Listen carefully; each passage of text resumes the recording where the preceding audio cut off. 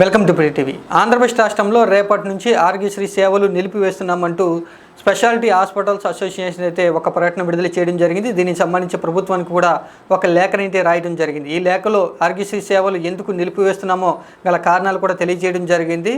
ఆంధ్రప్రదేశ్ రాష్ట్ర ప్రభుత్వం హాస్పిటల్స్కు 2,500 కోట్ల పెండింగ్ బిల్లు చెల్లించాలని, కేవలం ప్రస్తుత కూటమి ప్రభుత్వం 160 కోట్లే చెల్లించింది కాబట్టి రోజువారీ హాస్పిటల్స్ నిర్వహణ కూడా ఖర్చులు లేవు కాబట్టి ఇక నుంచి ఆరోగ్యశ్రీ సేవలు కొనసాగించలేము అంటూ కూడా ప్రభుత్వానికి ఈ లేఖ ద్వారా అసోసియేషన్ అయితే తెలియజేయడం జరిగింది. రేపటి నుంచి ఖచ్చితంగా ఆరోగ్యశ్రీ సేవలు బంద్ చేస్తున్నామంటూ కూడా ఈ ఒక లేఖ ప్రభుత్వానికి రాసినటువంటి లేఖ ద్వారా అయితే స్పష్టం చేయడం జరిగింది. అయితే ఈ లేఖ మీద ప్రభుత్వం ఇప్పటివరకు కూడా ఎలాంటి స్పందించలేదు.